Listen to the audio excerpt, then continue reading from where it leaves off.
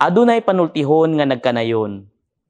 Ang tao nga mapakyas sa pagpangandam, samara nga nangandam sa iyang kapakyasan.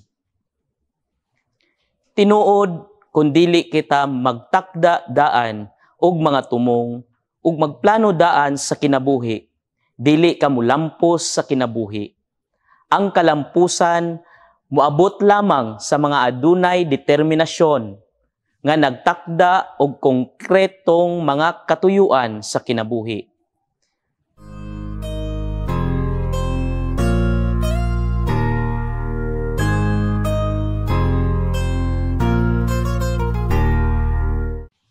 Maayong adlaw kanatong tanan.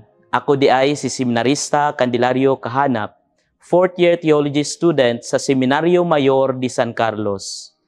Ug ania na usab kita sa atong inadlaw nga pamalandong sa pulong sa Dios, ang pamalandong sa pulong. Adunay panultihon nga nagkanayon. Ang tao nga mapakyas sa pagpangandam, samara nga nangandam sa iyang kapakyasan.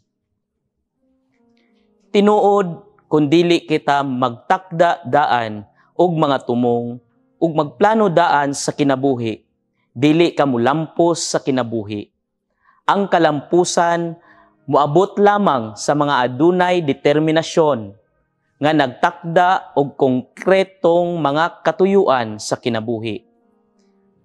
Ang atong ebanghelyo karon gikan sa sulat ni San Lucas, chapter 12, verse 35 to 38.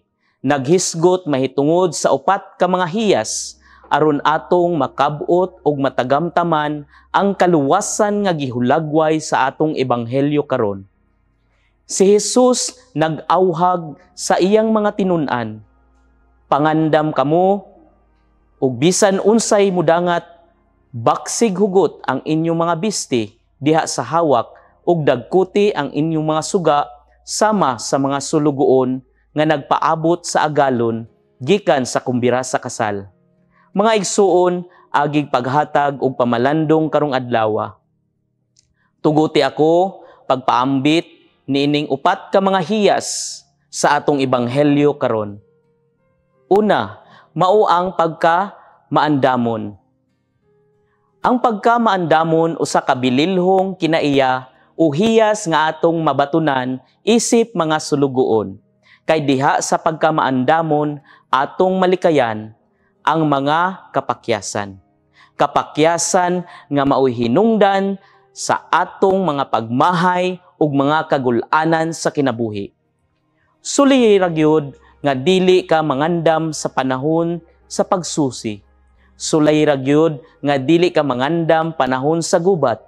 Sulay ra gyud nga dili ka mangandam panahon nga adunay bagyo o kalamidad. Sulay ra gyud nga dili ka mangandam panahon sa imong pagpanarbaho. Og sulay ra gyud nga dili ka mangandam panahon nga ikaw pagakaslon. Mga igsuon, ang atong ebanghelyo karon nagulagway unsa ka bililhon ang pagpangandam sa atong Kristohanong kinabuhi. Sa mga sulugoon nga nagmabinantayon sa tanang oras ug higayon, kay wala sila masayod sa pagbalik sa agalon. Mao nga angayan lamang nga ang mga sulugoon mangandam. Kanunay kay wala sila masayod sa takna ug panahon nga moabot ang agalon. Niining ebanghelyo gihulagway nga si Jesus mao ang agalon ug kitang tanan mao ang mga sulugoon. Busa atong aninawon isip mga sumusunod ni Kristo ang atong pagkasulugoon, kay usahay ang atong hunahuna kita ang agalon. Ug tungod niini mawala ang tinuod nga pagpangandam sa kaugalingon. Aron atong malikayan ang mga nagkadaiyang hulagway sa kapakyasan. Atong hinumduman, kanunay nga wala kita masayod sa pag-abot sa Ginoo.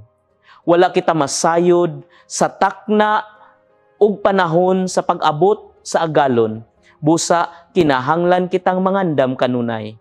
Ug kini atong ipadayag diha sa hingpit nga pagtuo ug sa kinahiladman sa atong kasing-kasing. Ikaduha, mao ang pagkamatuohon. Ang pagkamatuohon, usa-usab kabililhong kinaiya o hiyas nga angayan mabatunan isip sumusunod ni Kristo.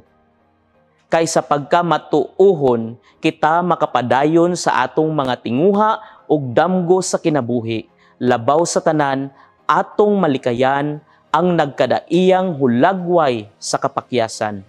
Mga igsuon, tinuod nga lisod ang kinabuhi. Tinuod nga daghang mga pagsulay ug mga kalisdanan nga atong masinati sa matag takna ug higayon. Ang atong ebanghelyo karon nagpahinumdom kanatong tanan. Sa pagkamatuohon, aron kita makasabot isip mga sulugoon nga sa kanunay magtukaw alang sa pag-abot sa agalon nga mao ang atong Ginoong Hesukristo. Tinuod nga adunay mga panahon sa atong Kristohanong kinabuhi nga sulayan kita unsa kalig-on o kahingpit ang atong pagsalig sa Dios, labi na kung adunay mga dagkong problema. Usahay maluya kita, usahay mawad-an kita o gana, ug usahay kumpiyansa lang kita sa kinabuhi tungod kay wala kita makasabot sa tinuod nga Kristohanon. Unsa man di ay ang tinuod nga Kristohanon? Mga igsuon, ang tinuod nga Kristohanon mao ang pagkamatuohon sa Dios. Kung kita adunay hingpit nga pagtuo ug pagsalig sa Ginoo, kini nagpasabot nga ligdong ang atong espiritual nga kinabuhi ug ang pagsunod sa iyang mga sugo ug kabubuton. Ikatulo, mao ang pagkamabinantayon. Ang pagkamabinantayon usa-usab kabililhong kinaiya o hiyas nga angayan mabatunan isip mga sulugoon ni Kristo.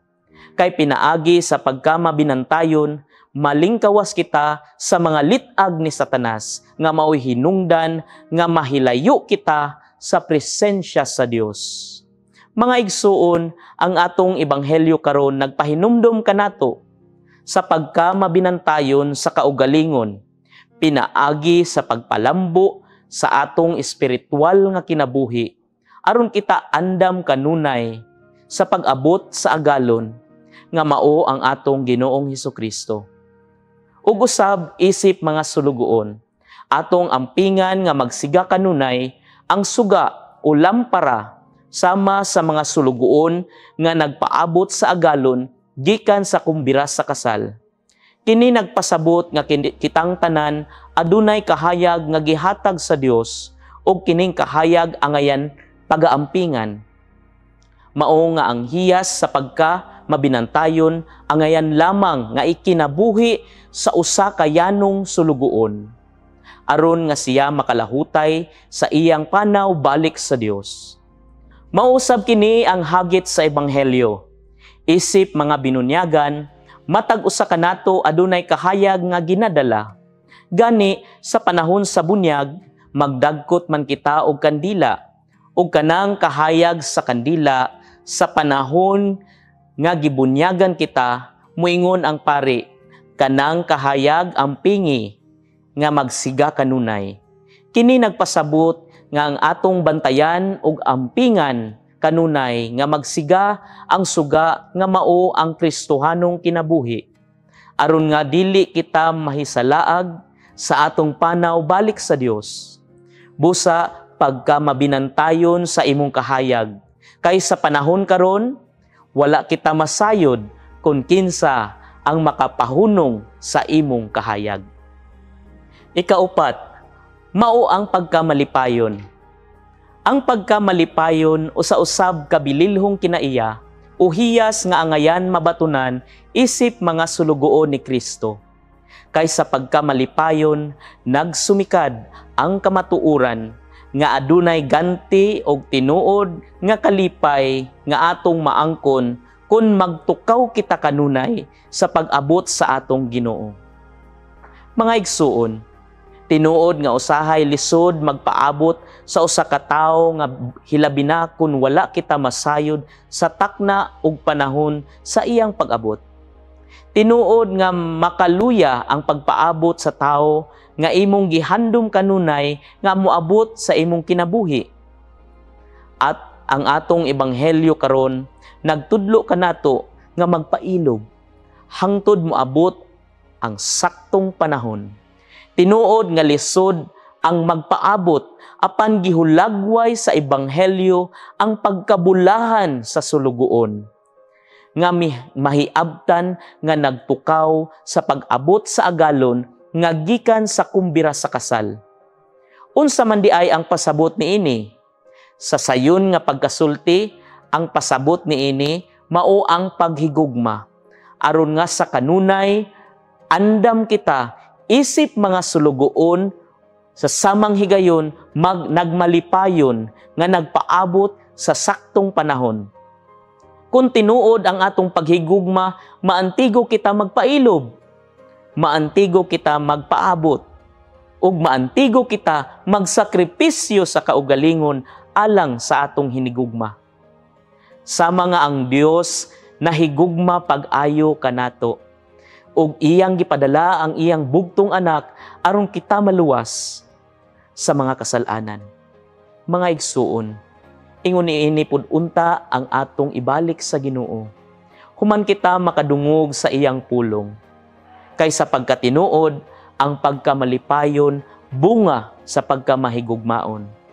Ug ang pagtuman sa iyang kabubuton bunga usab sa tinuoray nga paghigugma. Mao nga bulahan gayud ang sulugoon nga mahiabtan nga nagtukaw sa pag-abot sa agalon nga gikan sa kumbira sa kasal, tungod kay makaambit siya sa tinuod nga kahimayaan nga itanyag kaniya sa agalon nga mao ang atong Ginoong Hesukristo.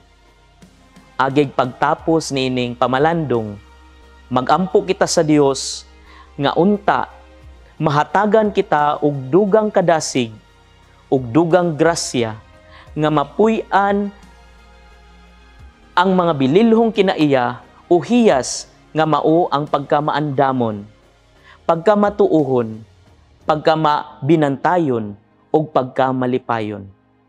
Dalaygon ang Dios.